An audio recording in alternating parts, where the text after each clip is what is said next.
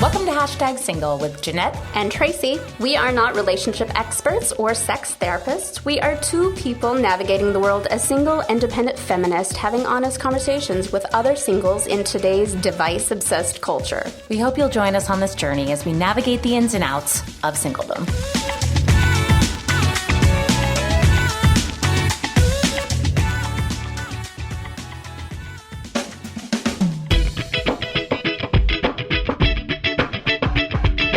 Hi, everybody. Welcome back to #Single. I'm your host, Jeanette Bonner, and I have such a good episode for you guys today.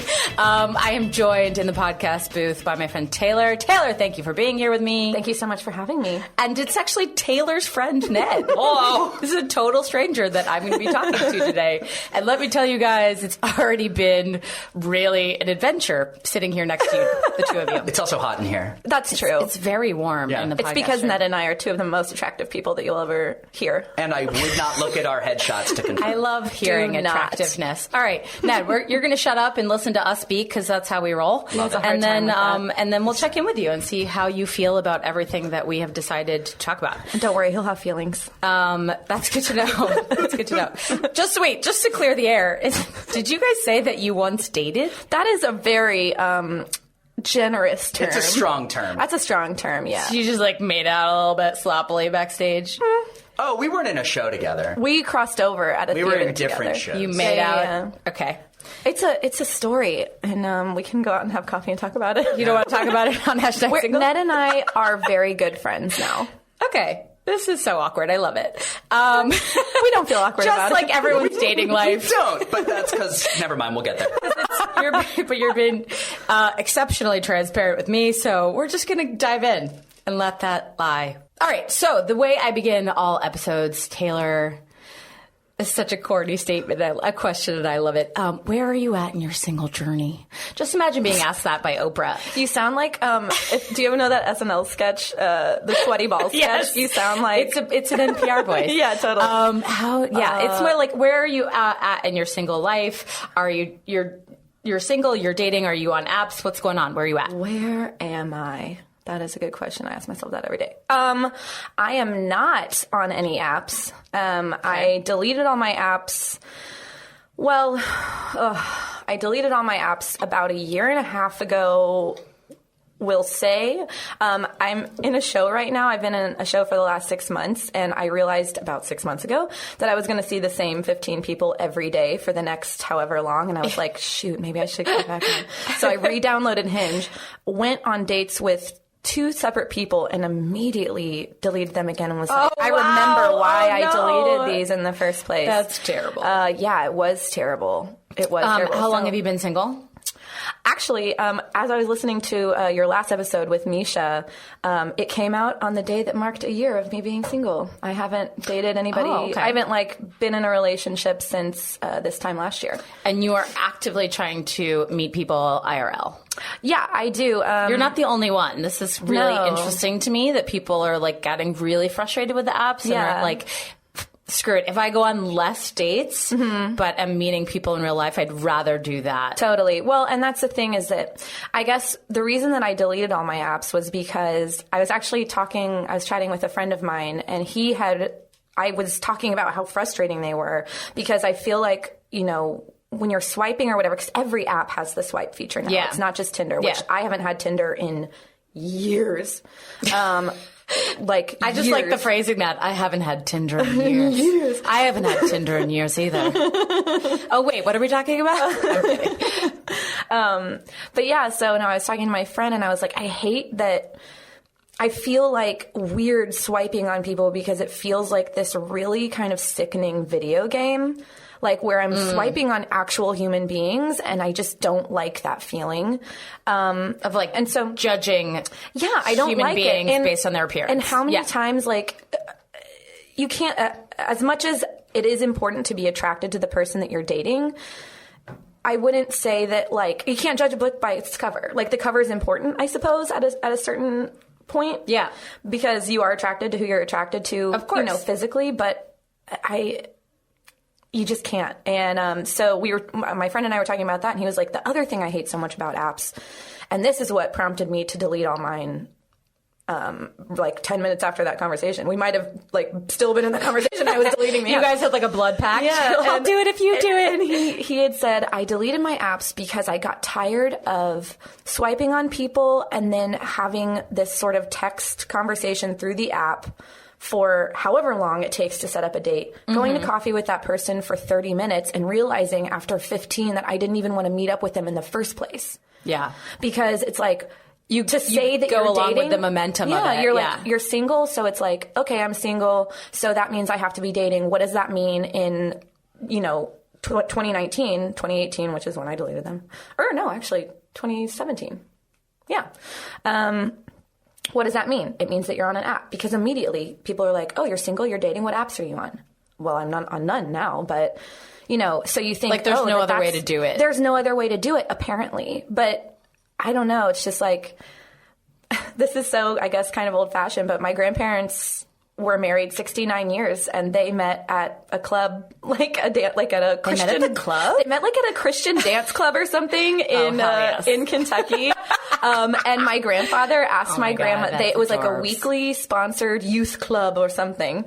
And my grandpa asked my grandmother to dance every week, and every week she'd turn him down until she finally said yes, and then they were together from then. But also that's a little like sexual harassment. Well, back when playing hard to get was like an actual it was like a thing. Move. Totally. Now it's like what stop harassing me. Exactly. But my grandfather well, you bring up an never harassed interesting anyone, point. Like, so. did you ever read Modern Romance by Aziz Ansari? I got about halfway through, and then my loan expired from the New York Public Library. I love that you took it out of the library. I did.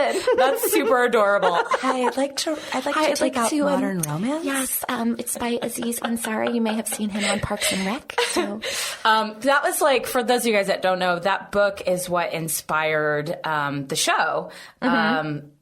Oh my gosh. Master of None. Thank you. Master of None. Which is brilliant. And what inspired the book was that he was doing stand-up tours around the country, and he would talk about, he was single, and he was talking about his single life as part of his act, as part of his routine.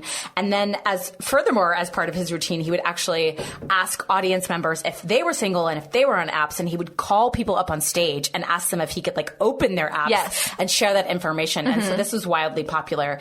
And it made him, created a lot of questions about the way we date now and how we created this weird system that is not working for anybody. Right. And so anyway, the reason I bring it up is because he teamed up with a research psychologist, I believe, from NYU. I think that sounds rightish. And they went into nursing homes and care facilities for the elderly and asked people how they met their partners. And the great majority of them, more than 75%, but maybe close to even 100, had met them within 6 blocks of where they grew up. I remember this. I remember reading about this. And it actually triggered me thinking about my grandparents, because... And this actually fits in perfectly with what I think that we were, that we want to talk about, which is that the world is so much larger now than it used to be in a sense. And it's also so much smaller, which I think is the tough thing, because it's so small that it can fit in our phones, yet it's so large that we have unlimited options. Yeah. And so, for my grandparents, my grandmother was playing hard to get, but for them, it wasn't that my grandmother was looking for other options. Right. Right. And it wasn't, and my grandfather thought that she was the most beautiful girl he'd ever seen. So, and there was never an inkling of, oh, I can wait this out and find something better. What if there's something better? And that's, I think, really what it comes down to when we talk about the post that I made on Facebook. Yeah. Which I don't know if you want me to bring that up or... Yeah, let's talk about it. Because this is why I invited Taylor on the podcast, is because she had written this post on Facebook. And that spurred... There was a lot of comments around it. I was really surprised. I'm really interested in it because that means A, that people are experiencing the same thing. Exactly. And B, which is why I posted we're all highly opinionated about this system that's going on. And I will say that it was men and women who, I would not say that this is a female, and I knew that it wouldn't be, but I know that it's, when you're a woman, it's so easy to just fall into it being like, men. And I'm sure men do the same thing, Ned can chime in later. But I know that that women do the same thing to men. So the post was basically about how, it basically said, like, have you guys ever, like, gone out with somebody? It was a joke. It was like totally just to make people laugh. But it was like, have you guys ever gone out with somebody and after like 3 dates, they say, oh, I'm not like looking for anything right now, but I'd still like to hang out. And I'm like, okay. But the thing is that for me, it's consistently happened. It's not, I've been single for a year, but it's not that I haven't dated people. Yeah. And it almost comes at like that 3 date or 3 hangout or 3 Netflix and chill night where they start saying like, oh, I'm not interested in a relationship. And it's like, dude, I didn't ask you to get married. I probably asked you what your favorite episode of The Office was. And I mean, I guess for some people that could equate a proposal too intimate. It's Dinner Party for all of you listeners out there. It's one of the most perfect episodes of television. Ned, I don't care that you don't like it. You can tell me your favorite episode of The Office when we get to your part. And you're going to write it down now. But yeah, so like a lot of the overwhelming responses were from women, but it was funny to see men chime in and be like, you guys do this too, which I absolutely know that I've done it. Yeah. And I started thinking, because it was we got such an overwhelming response from people, that I started to wonder like how I did it and why I did it. So this is what, like, I've been dating long enough. I've been single 10 years, you guys. Oh my God. I know. I have my co-host statuses you post. I know, like it's it's famous enough that it's now part of my brand. Oh man, that's sick. It's so and funny that's why and I have a horrible. podcast. Yeah, this is so true. I've been dating long enough that like certain repetitive behaviors and patterns have come up that I've given them names. Totally. And so this is what I refer to as the ejection disclaimer.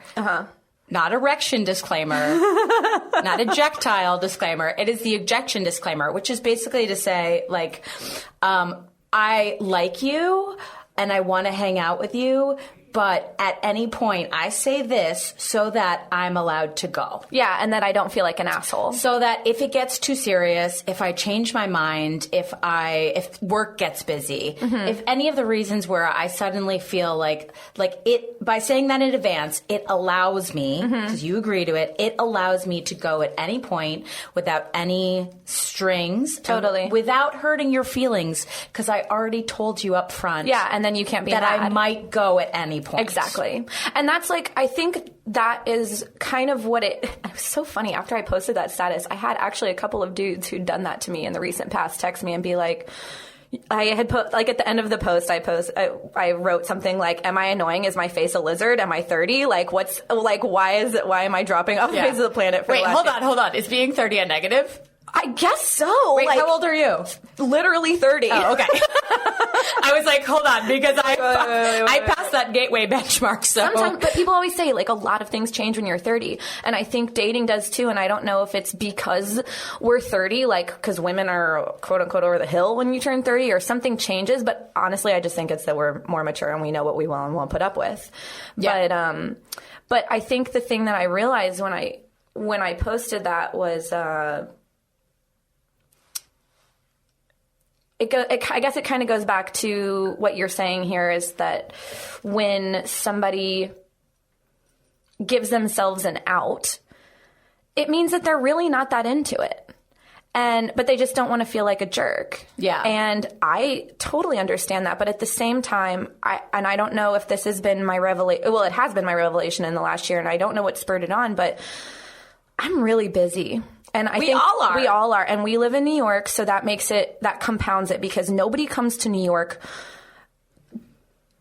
to half-ass your life. To do just anything. Most people who come to New York are here because they have something that they want to accomplish that can only be accomplished Absolutely. here. And I know people who live in New York because they've always wanted to live in New York, just because it's such a vital city. But that means that they are here for something, and something specific. Yes. Whether it means that they see every Broadway show because they love theater but they don't want to do it. Whether it means they want to start their own there's a million reasons, but nobody comes to New York without a reason. Yeah. And usually they're driven by that reason. Of course. It's a purpose, it's a reason, it's something. And so speaking specifically for me, I'm an actor, I'm a writer, I'm a producer, I direct as well, and I'm doing a full-time off-Broadway show right now. And maybe that's what's really clarified it for me, is that I'm pretty happy with my life. Amisha said it in the last episode, where she said, I'm kind of doing everything I want to be doing right now. Yeah. And it can only get better, career-wise for me from here. But if you, as somebody that I've gone out with a couple of times, look at me and say, hey, I really like you, but I don't want a relationship, I have plenty of friends. And you know what? I'm so freaking busy that I have dear friends. Ned's sitting here. Ned is one of my good friends. Don't make that face. Ned is one of my really, really good friends, and we rarely see each other because we're so busy. Mm-hmm. I have girlfriends that I never see. One of my best friends is the music director for the show that I'm in right now, and we never see each other except in passing at the theater. So I don't need more friends. No. I'm looking, and I'm like, if I'm going to commit a lot of time to you, I'm looking for someone who's going to be a partner. I don't think people are looking for friends. I think that they're saying, I like you, but I'm not. I like you, and I'm cool to have sex with you, but I don't want to date you. Right.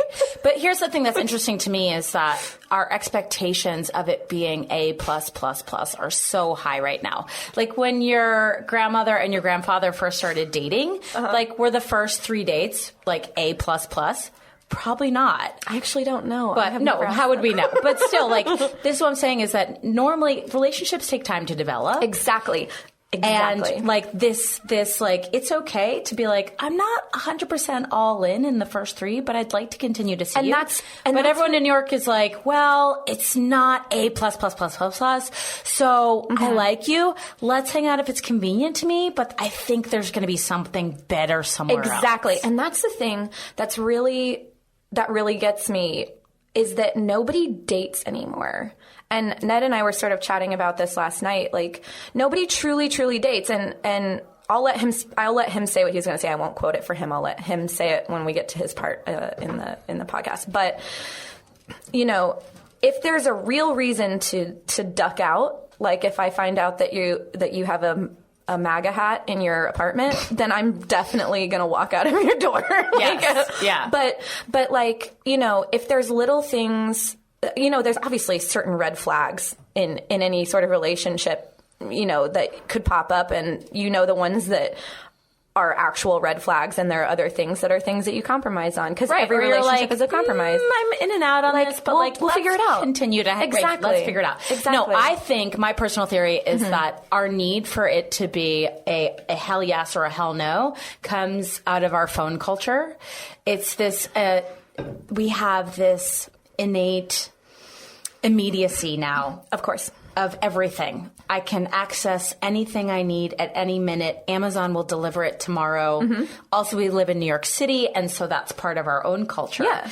But that need of it has to be amazing or it's gone. Totally. I think comes from this dependency we have on online and social media culture. Agreed.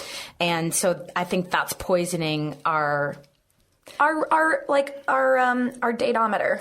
Our datometer, yeah. Or whatever you want to call it. Yeah, our patience to really breathe through something and feel something out. Totally. And then let it go when it really doesn't work. And not just because you're well, it's not A++, it's B+ right now.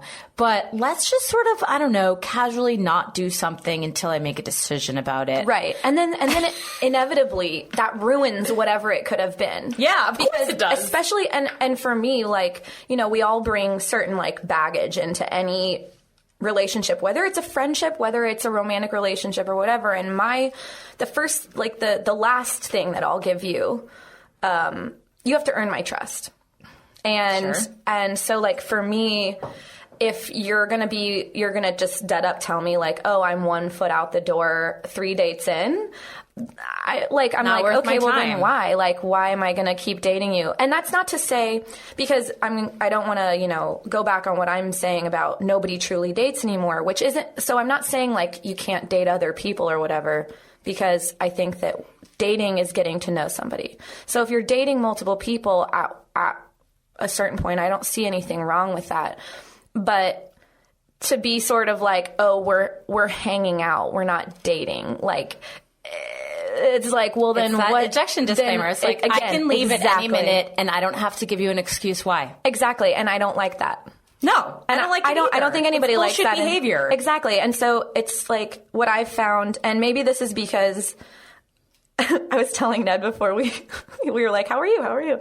And I was telling him, like, you know, I've had a huge dry spell of dating for like the last, probably since I started doing this show. Like, I had the brief spout. Do you want to talk to me about my decade of being single? Oh my God. And oh my gosh, I wish you guys could see the statuses that Jeanette posts about her insane, like the insane things that dudes say to her on dates or on apps or whatever. Oh man, it makes me feel better. Because like, that's why I post it. But I'm also, like first of all, I can't process it unless people can laugh at it with me. Totally. And also, I really want people to know the bullshit that we put up with, that I receive, that people are actually saying to me as a grown adult. Totally. Well, and I mean, it's not like people are only douchebags on apps. Like, the guy that dumped me a year ago, dumped me on a bus. No, wait. Coming back from New Hampshire. Wait, this is my stop, but real quick. No. On a Greyhound bus on the way back from New Hampshire after I met his mother. And she literally drove us to the bus station. I'd spent the weekend with his family. She drove us to the bus station. We get on the bus. We're 10 minutes out of Boston South Street Station because that's the closest one to where his family's from. We're 10 minutes out, and he'd been acting weird for a while. And I was like, are you going to just break up when we get back to New York? And he looked at me and he nodded. That's so the equivalent of like, that's like post-it breakup minus. I laughed for about 2 solid minutes out loud. Cowardly. It was so, but I mean, good for him for, like, you know, waiting, breaking up with me. I mean, although why would you take somebody home to meet your entire, his mom continued to text me too. Cause I took her flowers. I was meeting his mother, and cause he's too much of a coward to tell his mother. Oh, it was so dumb. Well, eventually I had to message him, you know, a couple days later, and I was like, your mom is so nice, but can you please ask her to quit texting me about the flowers that I gave her? So, like, people can be douchebags, like, even if you, I met him through a friend. Yeah. Like, I met him in real life, like, you know, so it's not just people you meet on apps. Like, people can just act like dummies no matter what. I was just, my guilty pleasure, which totally makes sense now that you know that I've been single for 10 years and I have a podcast about being single, is The Bachelor.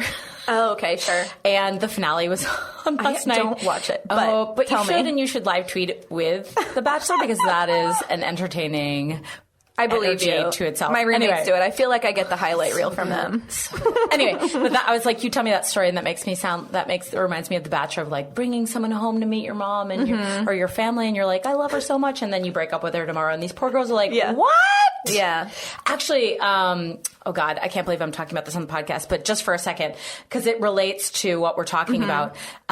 This season was all messed up because the guy had 3 girls left, and one of the girls left the show. She was like, I can't commit to an engagement, which is the point of the end of the show. Right. So I'm going to leave because I don't want to take that away. I know you want that. Good and I don't want to take that away from the other 2 girls. And he then, in that moment, decided that he only wanted the girl that broke up with him. Oh, and God. sent the other 2 girls home. You're not being serious. I am being serious. So the other 2 girls who had like professed their love and are like, I'm ready to get married, he let them go because he only wanted the non-committal one. And someone had commented on Twitter, oh my God, if The Bachelor, which is about getting engaged, if The Bachelor's contestants can't even commit to this point, why are we all even trying in 2019? Seriously.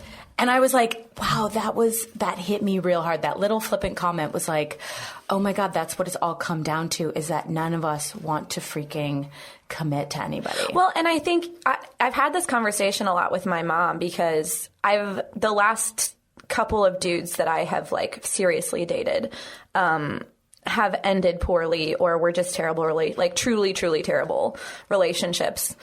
Ned's nodding. The last 3 have truly, truly, really been awful, in a lot of ways.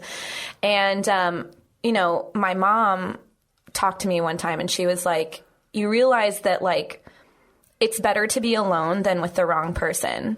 And I don't think that I could like sum it up in any other better way. I truly would rather be alone than be with the wrong person, because one of those people was the wrong person, and he sucked the living daylights out of me. And I'm glad, I'm sad to have lost a year to him.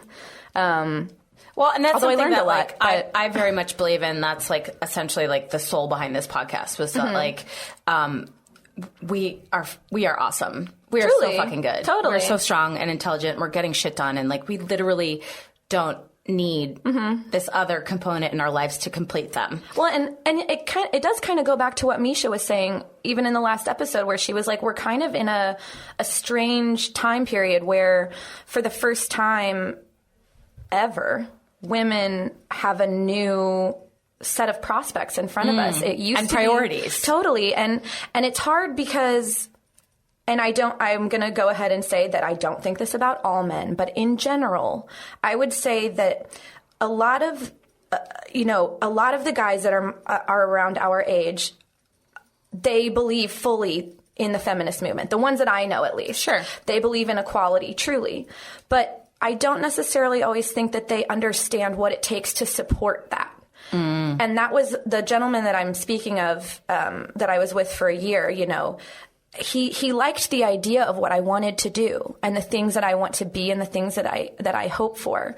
But the fact of the matter is that where I was and where I still am, it requires a ton of work. Right. And I can't come home every day at 6 o'clock and have dinner with you.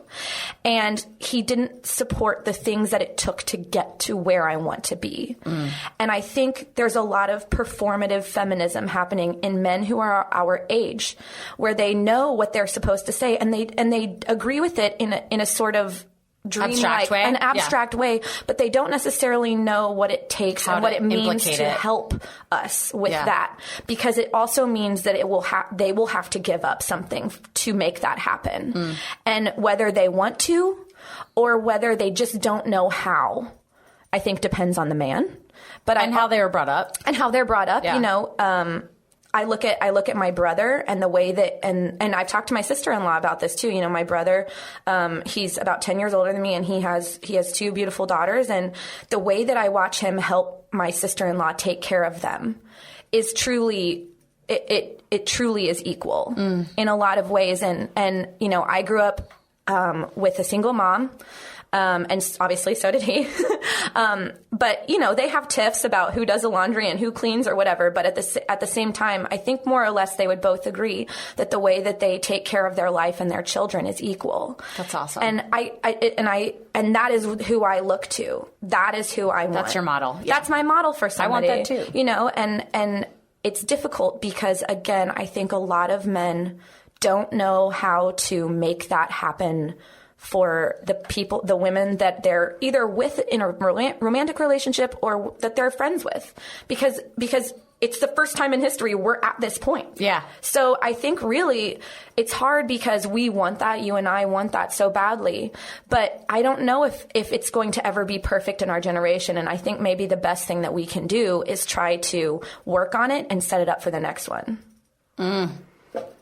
That's both depressing and inspiring at the same time. It is depressing, but I'm at the same I'll time, do that for someone else. But wait, our mothers made it possible for us to be here and be who we are, and like have us be working our way through the workplace. So maybe what our purpose is to make it better for the next generation of women, either in the at this point I'm sort of speaking about in the workplace, but obviously it bleeds into everyday life as well. Your friendships with gender men, roles in general. Exactly. Yep. And I think in a lot of ways it's tough, and it's like a tough pill to swallow, And that's not to say to give up on what you want or to compromise on your values or anything. But I think the reality of the situation is that our generation, we only have a certain set of tools that we have at our disposal. Right. And we're kind of going blind here. Yeah.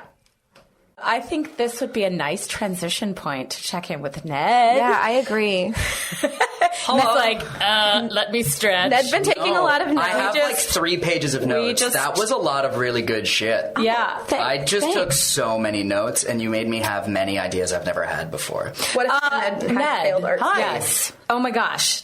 Where do you want to begin? Yeah. Oh my God, where do you want to begin? I mean, the thing is... What came up for you? Like so many things. The big thing is, and there's a song from a musical called Closer Than Ever that has a song called You Want to Be My Friend. And it is one of my favorite representations of today's dating culture, which is I have enough friends. Like, I don't need another friend. Yeah. Totally. But, and something that came up in my brain that I've never really voiced, but I think has been gnawing at the back of my head for years of dating, is but you do. You're looking for one better friend. Well, let me ask you, have you ever used the sort of ejection disclaimer, or have you ever had it done to you? Yeah, Taylor actually quoted what I said to Taylor in 2014.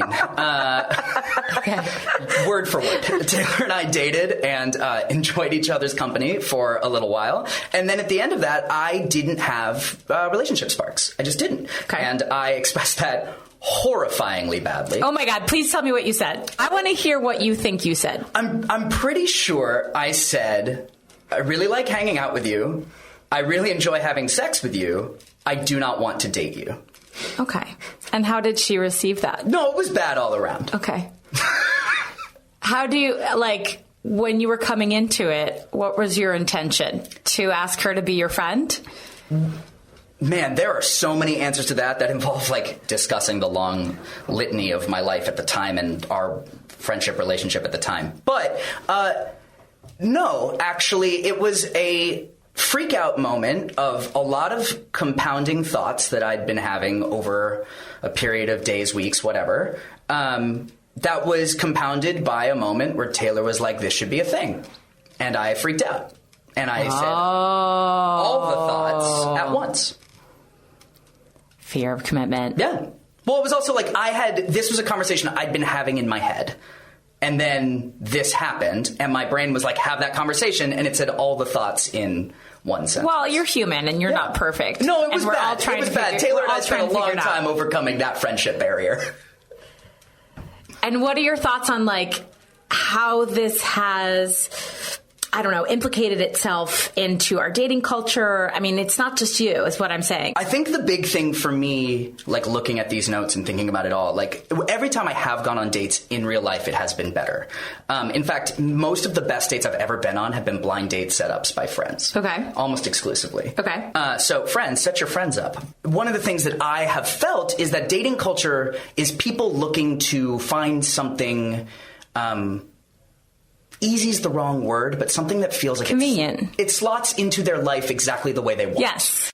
Are you also guilty of trying to have a dating experience convenient to you? This is something Taylor and I were talking about last night. I really make an attempt to date. Mm-hmm. I don't like to call it at certain points. I really make an attempt to go on dates, and unless it's a hard no, not say no. That's great. I really make an attempt to do that as a human. We and the female gender, thank you for your service. I don't know and that your that's commitment. True, because I also have, when it becomes a no, I've had people be like, why didn't you say no earlier? I'm like, well, it wasn't a no earlier. Right. But that's a conversation that doesn't make sense in app culture. That's just human emotion that's getting complicated by lack of good communication. But yes, in general, it's nice. We just talked about this. It's nice that you try to get to know someone as best possible until you really feel then that is the point to leave. And for me as a person, I think what I'm looking for as a human is someone who I get really excited about their life the way I get excited about mine. Yeah. I'm stoked by all the things I do, and I want to be stoked by those things.